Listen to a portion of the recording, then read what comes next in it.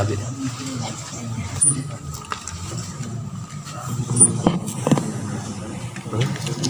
Iya, itu sampai. Bismillahirrahmanirrahim. Assalamualaikum warahmatullahi wabarakatuh. Alhamdulillahilladzi arsala rasulahu bil huda wa dinil haqq liyudhhirahu 'ala ad-dini kullih wa kafa billahi shahida. Asyhadu an la ilaha illallah wahdahu la syarika lah iqraran bihi wa tauhida wa asyhadu anna Muhammadan abdu wa rasuluh arsalahu Allahu basyiran wa nadhira wa da'iyan ila Allah biiznihi wa sirajan munira. Salawatullahi wa salamu alaihi wa ala alihi wa sahbihi wa sallama tasliman mazida, amma ba'd. Alhamdulillah, kembali kita menjadikan puji syukur semata kehadirat Allah Azza wa Jalla yang telah mengumpulkan kita semuanya di atas kebaikan, di atas penghambaan kepada Allah Subhanahu wa taala.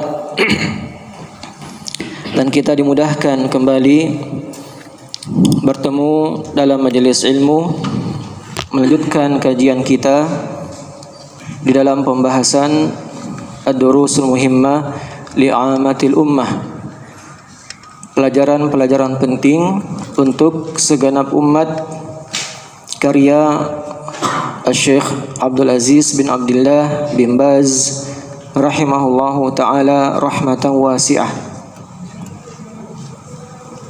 Kita telah sampai pada ad-darsus tsalis, pelajaran yang ketiga tentang penjelasan arkanul iman, penjelasan rukun iman. Dan Syekh Abdul Razzaq bin Abdul Muhsin Al-Abbad Al-Badr hafizahullah ta'ala, beliau panjang lebar di dalam menjelaskan tentang pokok-pokok keimanan sebelum masuk kepada poin-poin penyebutan arkanul iman. Sengaja beliau memaparkan penjelasan tentang keimanan ini baik dari segi maknanya, dari segi sumber dari mana kita beriman, dan juga menyebutkan tentang pokok-pokok atau dasar-dasar pengambilan dalil yang melandasi tentang keimanan. Ini beliau menjelaskannya sudah 3 halaman kita baca, dan kita belum masuk pada poin-poin penyebutan arkanul iman. Ya, wajar karena beliau adalah seorang dosen dari Fakultas Aqidah di Universitas Al-Jami'ah di Madinah An-Nabawiyah. Beliau seorang profesor, maka wajar kalau beliau memaparkan tentang pembahasan iman ini dari segala sisi-sisinya, menunjukkan pentingnya perkara keimanan ini untuk kita pahami dari dasar-dasar. Dan terakhir penjelasan dari Syekh Abdul Razzaq Al-Abbad hafizahullah menjelaskan kepada kita dari mana sumber penjelasan keimanan tersebut. Dari mana kita mengambil poin-poin yang kita wajib imani. Sumbernya jelas, yaitu dari Al-Quran, Kitabullah, dan Sunnah Rasulullah Sallallahu Alaihi Wasallam. Semakin seseorang mempelajari Al-Quran dan Sunnah, baik dengan membacanya atau melangkah kepada pemahaman, meneliti, mentadabburi, semakin banyak dia mengambil bahagian dari perkara-perkara tersebut, maka semakin besar dia telah mengetahui pokok-pokok keimanan. dan akan bertambah keimanannya kepada Allah Subhanahu wa taala. Iya.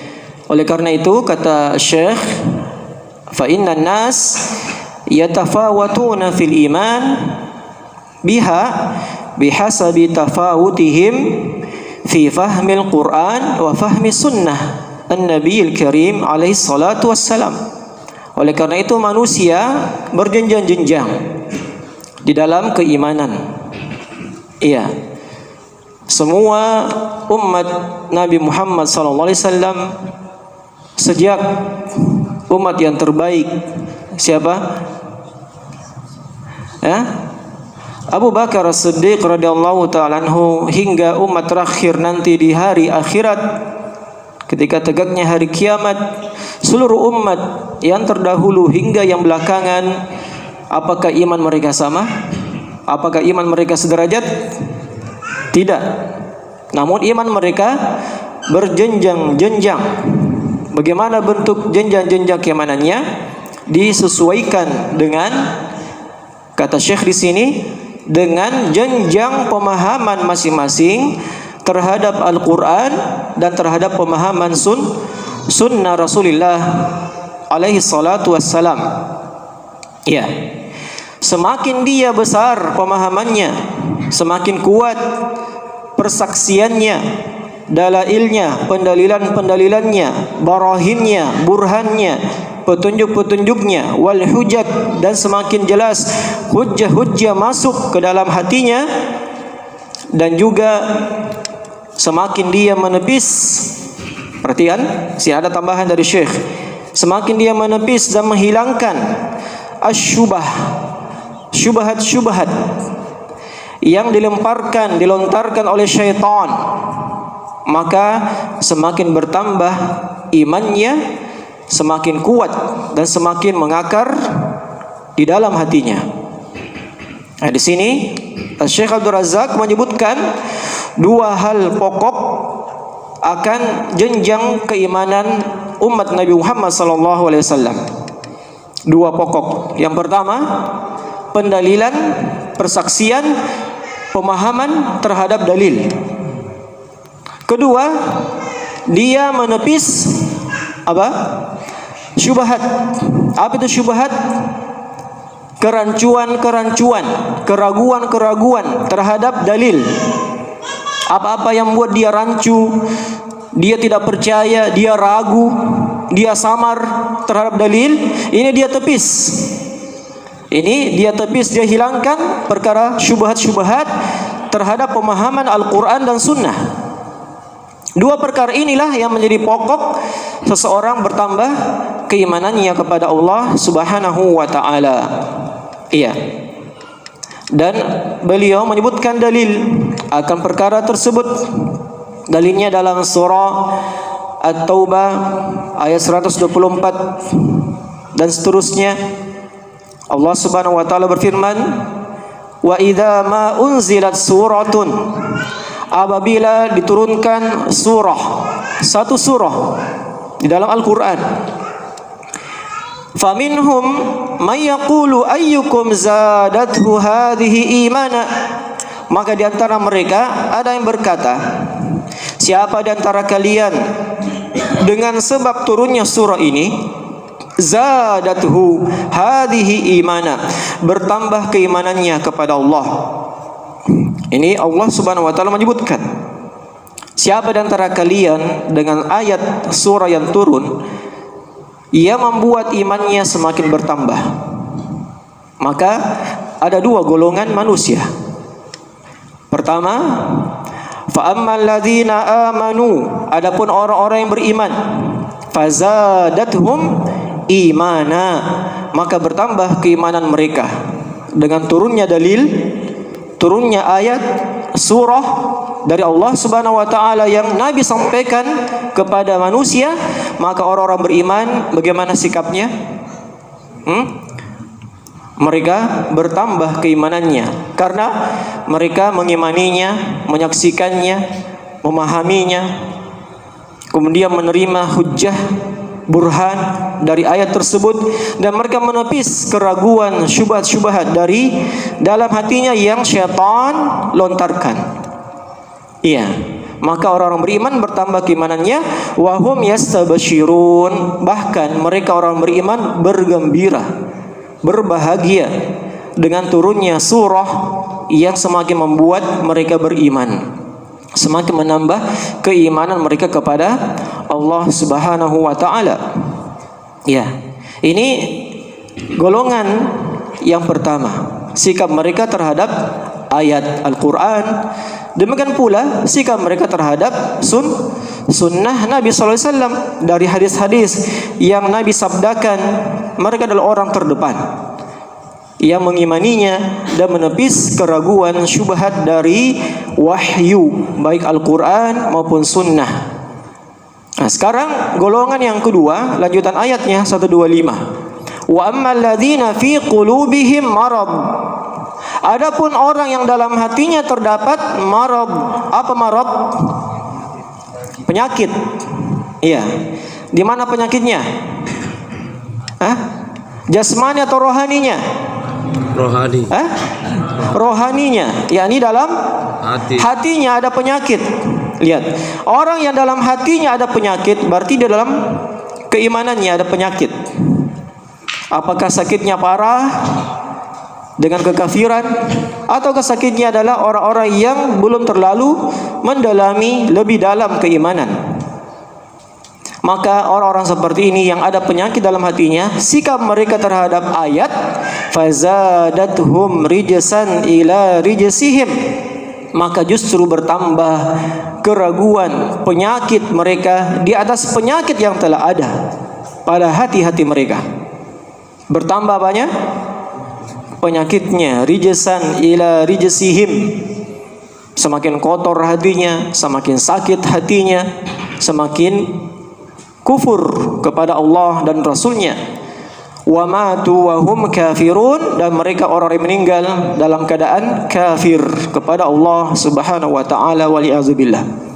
Ini gambaran tentang golongan yang kedua yang dalam hatinya terdapat penyakit. 6. Maka orang-orang beriman semata mereka mengimani surah wahyu, baik Al-Quran dan sunnah, dan mereka orang-orang yang menepis apa tadi? Syubhat, keraguan-raguan, kerancuan, mereka tepis. Iya, dan mereka beriman sepenuhnya kepada Allah Subhanahu wa taala. 6. Kemudian kata Syekh hafizahullah taala, dan Al-Qur'anul Karim telah menjelaskan pokok-pokok keimanan ini dengan sebaik-baik penjelasan dan sesempurna-sempurna penjelasan, baik secara ijmal, baik secara global maupun secara terperinci. Demikian pula sunnah Rasulullah sallallahu alaihi wasallam juga demikian, penjelasannya jelas, baik yang global maupun yang terperinci. Oleh karena itu kata penulis hafizahullah, maka di sini kami mengajak kepada pembaca, penuntut ilmu untuk bersama-sama memahami beberapa ayat-ayat akan penjelasan pokok-pokok keimanan, terlebih lagi dari ayat-ayat yang menerangkan tentang pokok keimanan secara menyeluruh atau secara luas. Iya. Pertama, ayat di awal surah Al-Baqarah. Ya, di sini penjelasan tentang pokok landasan keimanan. Ayat di awal surah Al-Baqarah, di mana Allah Subhanahu wa taala berfirman, Alif Lam Mim, dzalikal kitabu la raiba fihi hudan lil muttaqin alladzina yu'minuna bil ghaibi wa yuqimuna as-shalah wa mimma razaqnahum yunfiqun walladzina yu'minuna bima unzila ilaika wa ma unzila min qablik wa bil akhirati hum yuqinun. Ya, ini penjelasan tentang pokok iman. Perhatikan, Allah Subhanahu wa taala menegaskan Alif Lam Mim, itulah Al-Qur'an yang tiada keraguan padanya. Al-Qur'an petunjuk bagi siapa? Hudan lil muttaqin. Petunjuk bagi orang-orang yang bertakwa. Kemudian diterangkan siapa orang-orang yang bertakwa. Orang yang bertakwa pertama kali disifatkan alladzina yu'minuna bil ghaib. Orang-orang yang beriman terhadap perkara yang gaib. Lihat. Penjelasan pertama tentang sifat orang yang bertakwa adalah orang yang beriman terhadap perkara gaib. Menunjukkan iman terhadap perkara gaib ini pokok landasan yang melandasi ketakwaan seseorang. Tidak mungkin orang bertakwa kecuali dia harus punya landasan iman dalam hatinya terhadap perkara yang gaib. Nah, ini sifat orang-orang yang bertakwa pertama kali.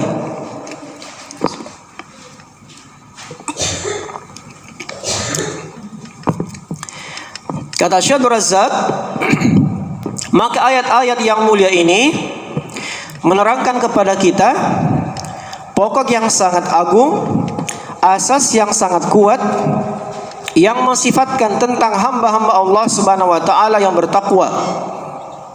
Yang mana di dalamnya menjelaskan bahwasanya asas takwa, landasan dasar pondasi takwa yang dibangun di atasnya amal soleh berupa i'tiqad yang benar adalah dengan keimanan terhadap perkara yang gaib.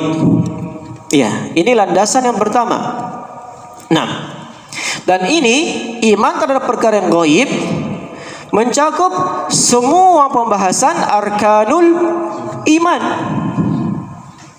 Perhatikan, iman terhadap perkara yang gaib ini mencakup semua 6 rukun iman. 6 dari perkara iman terhadap hal yang gaib. Taib, akan lebih jelas nanti penjelasan berikutnya. Dan dari perkataan ahli tafsir tentang makna iman terhadap perkara yang gaib. Iya. Berkata sahabat ahli tafsir Abdullah bin Mas'ud radhiyallahu ta'ala an, wallah alladzi la ilaha illahu ma amana ahadun bi afdala min imanin bi ghaibin. Demi Allah yang tidak ada ilah yang hak kecuali Dia. Abdullah bin Mas'ud bersumpah. Beliau bersumpah menunjukkan ini penegasan. Ini penguatan perkara. Sehingga beliau bersumpah dengan nama Allah. Demi Allah yang tidak ada Tuhan yang benar kecuali Dia. Sungguh tidaklah seseorang beriman dengan sesuatu yang paling utama, afdal, yang lebih baik daripada keimanan terhadap perkara yang gaib. Lihat, kata Abdullah bin Mas'ud, tidak ada bentuk keimanan yang paling mulia, yang paling utama selain daripada keimanan terhadap perkara yang gaib. Nah, maka di sini sahabat ini yang mulia mensifatkan tentang sifat orang-orang yang beriman terhadap perkara yang gaib adalah orang-orang yang paling mulia apanya? Keimanannya.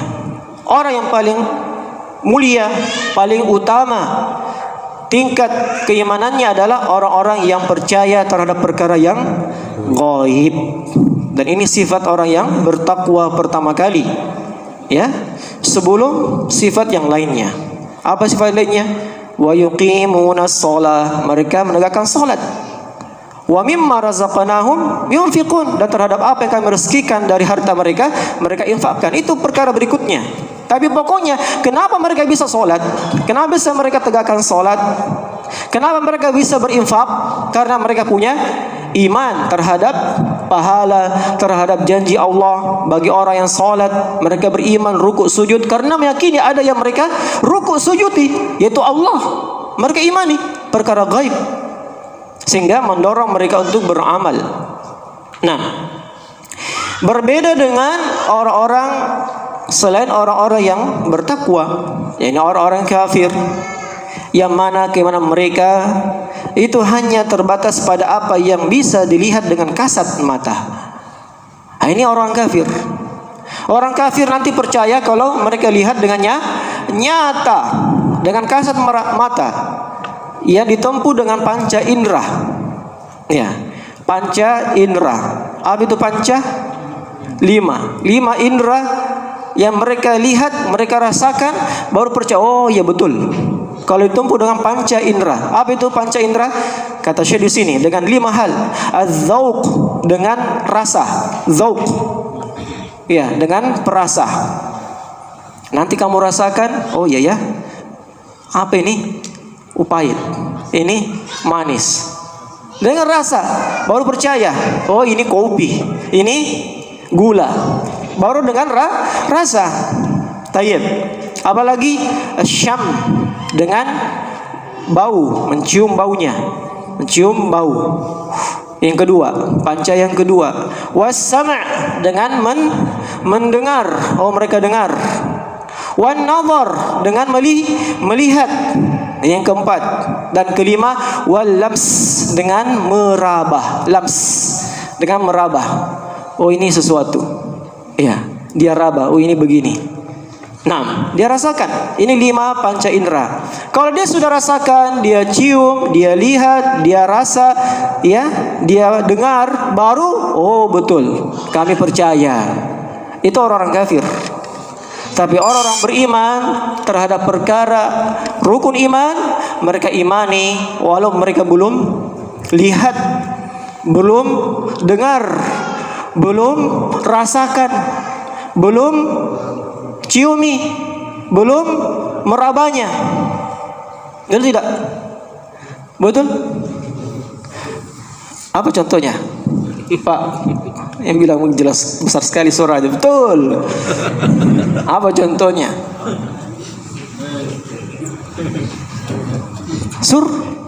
Surga. Percaya ke surga? Percaya surga? Percaya. Percaya api neraka? Percaya. Pernah dirasakan? Belum. Lihat? Belum. Dengar?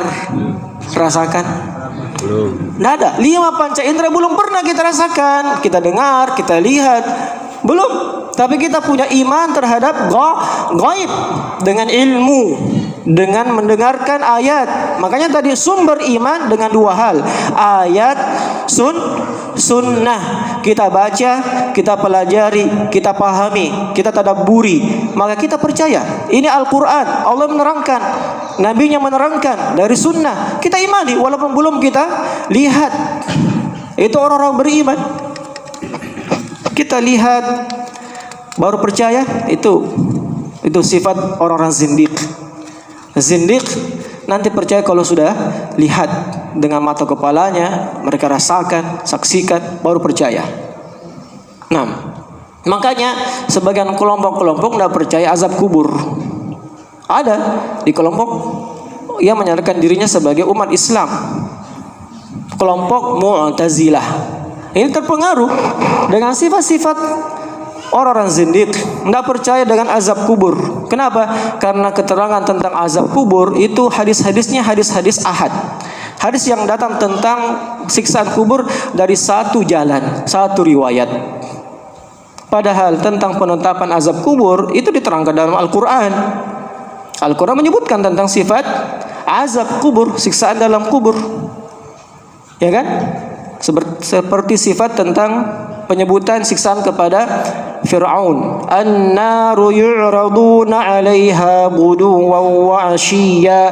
An-nar, neraka, api, yu'raduna 'alaiha, telah dihadapkan, dipaparkan, diperlihatkan kepada Fir'aun ghuduwan wa 'ashiyya, pagi petang.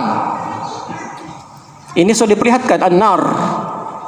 Terus sambungan ayat, wa yauma taqumus saa'ah, dan ketika tegaknya nanti hari berbangkit, ketika tegak hari berbangkit, adkhilu ala fir'aun asyaddal adzab, masukkan orang-orang Fir'aun dan pengikutnya kepada siksaan neraka yang lebih dahsyat lagi. Jadi ayat ini dalam surah Ghafir menerangkan tentang azab yang didapatkan oleh Fir'aun dan pengikutnya. Sudah 2. Di mana? Di dunia dan nanti di akhirat. Yang mereka dapatkan di dunia apa itu? Azab kubur. Yaitu berupa apa? Mereka rasakan panasnya neraka. An-nar yuraduna 'alaiha, pagi petang. Sekarang mereka sudah rasakan. Fir'aun sekarang sudah rasakan. Pengikutnya sudah rasakan sekarang. Bahwasanya dia disiksa dengan siksaan yang begitu dahsyat dalam alam kubur, alam barzakh mereka. Pagi petang. Selama hidup di dunia, selama dunia masih ada, maka mereka rasakan ini azab kubur.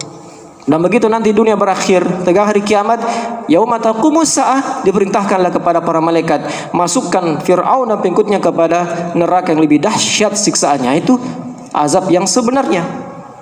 Nah, ini jelas menunjukkan tentang adanya azab kubur dalam ayat Al-Quran. Tapi begitu heran mengapa mereka tidak mempercayainya. Nah, ini karena apa?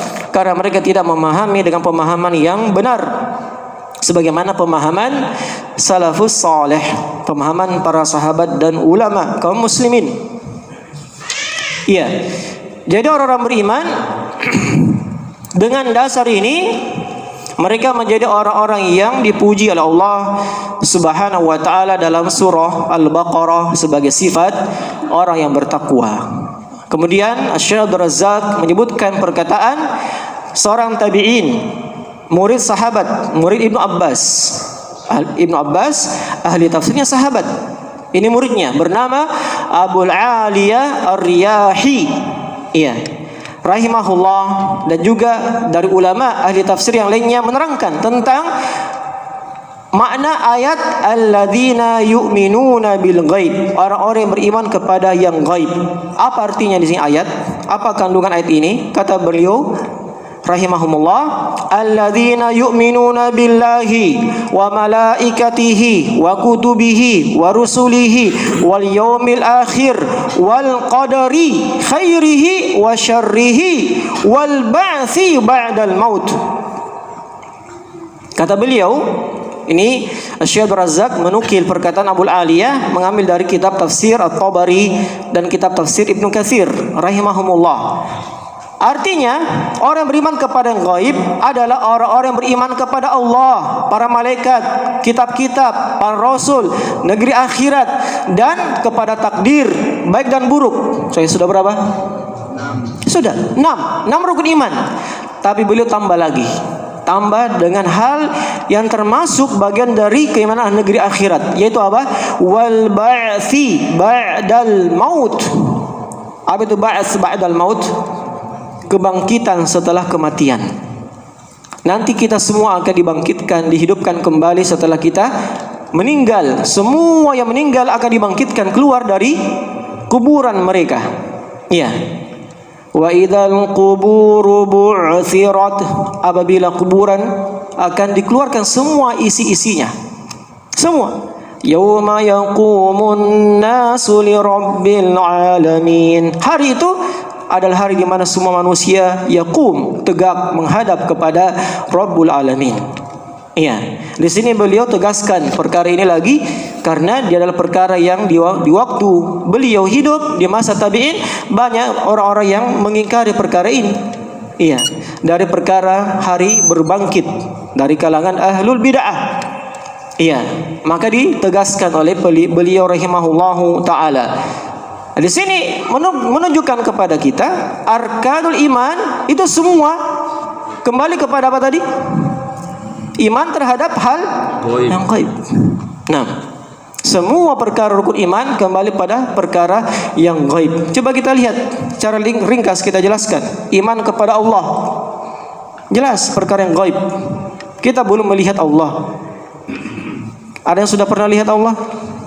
Tidak ada.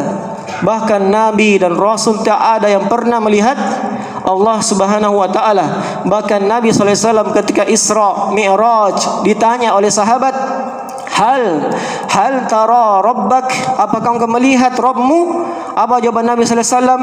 Nurun fa anna arah. Nur, ada tabir cahaya, ada hijab cahaya, bagaimana saya bisa lihat?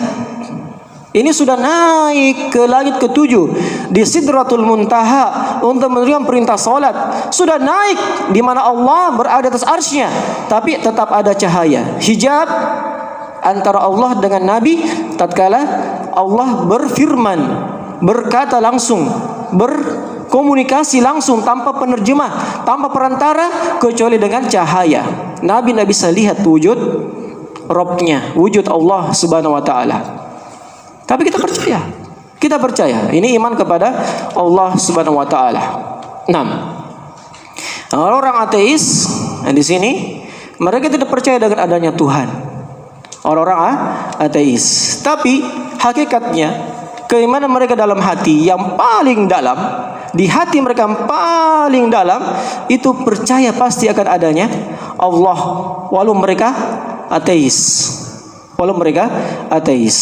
Seperti perkara Fir'aun yang menentang dakwah Nabi Musa alaihissalam, ternyata Allah kabarkan bahwasanya Fir'aun dalam hatinya yang paling dalam itu sebenarnya mengakui akan adanya Allah. Allah sebutkan wajahadu biha wastayqanatha anfusuhum zulman wa 'uluwa. Wajahadu biha, mereka Fir'aun dan pengikutnya jahadu, menentang tentang kebenaran Allah, tentang adanya Allah. Tapi wastaiqanatha anfusuhum, tapi jiwa mereka sebenarnya, diri mereka sebenarnya istiqadat, ada rasa yakin, tapi mereka tidak mau beriman karena apa?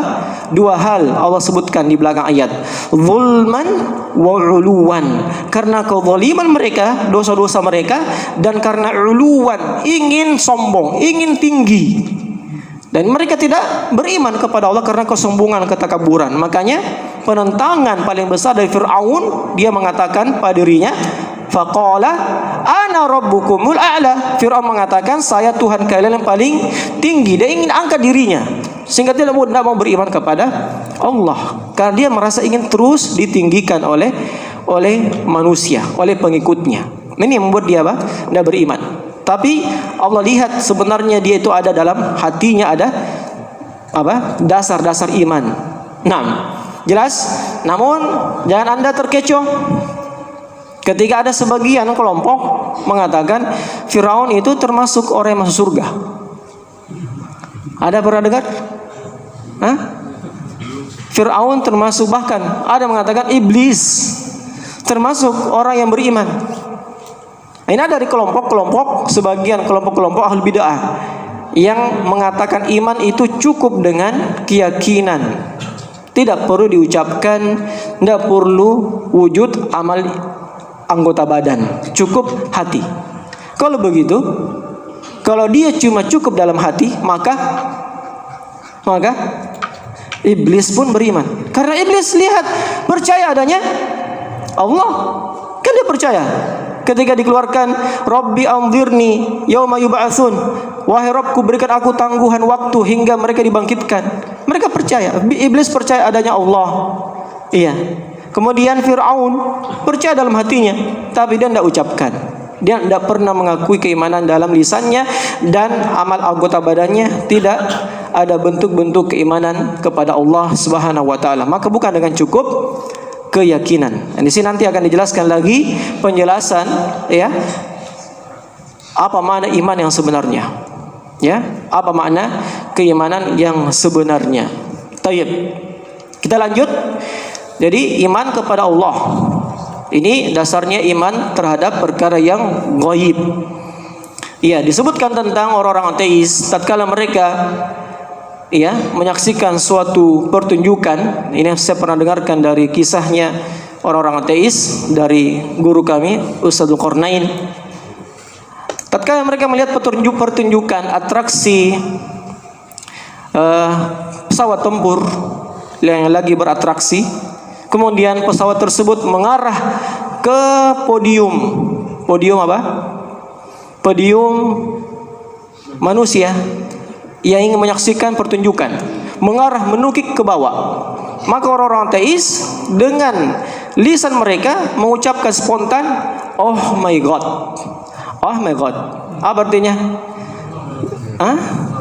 Ya Tuhan, ya Tuhan. Kaget, tapi dia spontan mengatakan iman adanya Tuhan, padahal mereka orang-orang ateis. Karena apa? Itu keluar dari dalam hatinya, itu keluar secara apa? Secara spontan.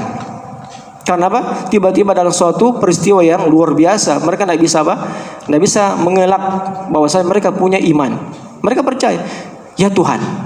Lihat, itu orang-orang ateis. 6.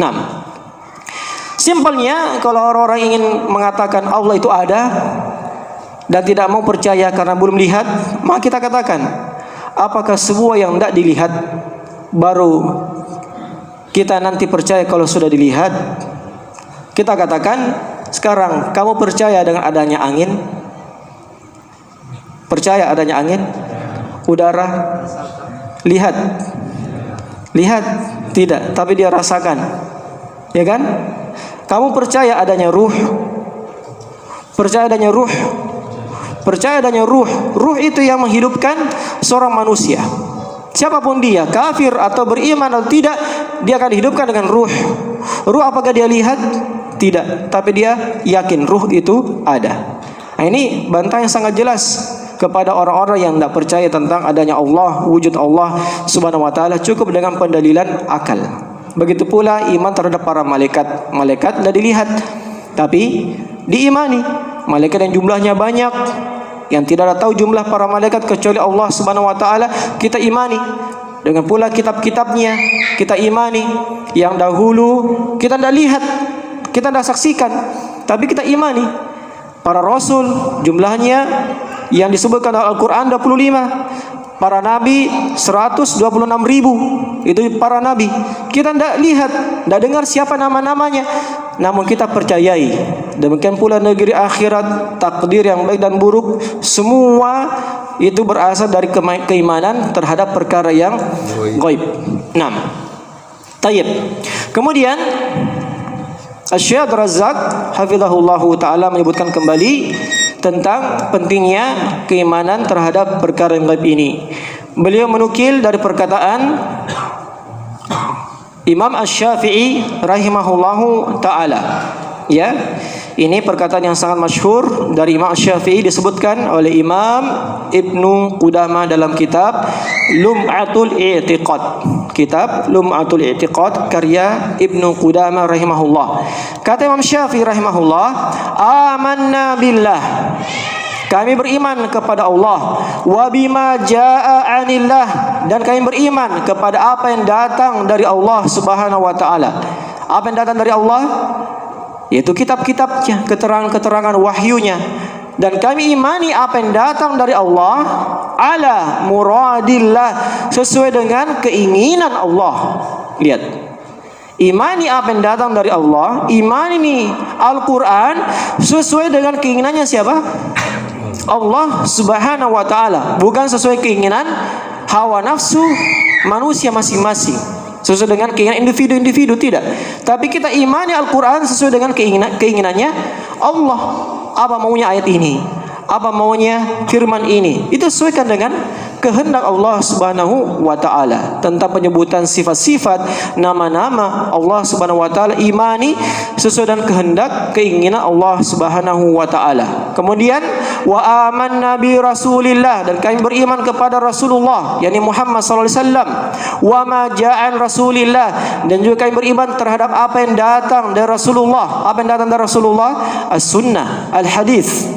Juga ala muradi Rasulillah, juga sesuai dengan keinginan Rasulullah sallallahu alaihi wasallam, bukan keinginan masing-masing manusia. Ini perkataan Imam Syafi'i, seorang imam ulama kaum muslimin, mengatakan seperti ini, bahwasanya iman kepada Allah, Al-Quran dan sunnah Rasulullah sallallahu alaihi wasallam itu harus sesuai dengan apa yang Allah inginkan dan Rasulnya, bukan dengan apa yang kita inginkan dengan hawa nafsu kita atau pemikiran kita atau ra'yu kita, pemikiran hawa nafsu, iya, pandangan-pandangan. Tapi kembali semua kepada Al-Quran dan sunnah. Inilah keadaan orang-orang yang beriman dan keimanan yang sempurna.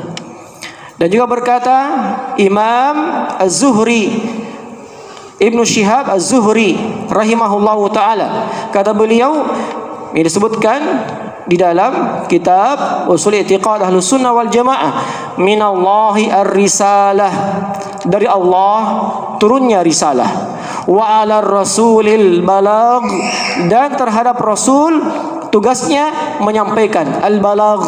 Wa alaina, dan tugas bagi kita, atas kita semua apa? At-taslim, semata berserah diri. Jadi Allah turunkan risalah, Nabi menyampaikan, Rasul menyampaikan, dan kita sisa apa? Taslim, menerima dengan sepenuh hati. Itu tugas kita, menerima dengan sepenuh hati, bukan malah tidak mempercayai, tapi kita harus berserah diri dengan apa yang Allah turunkan dari risalahnya. Iya.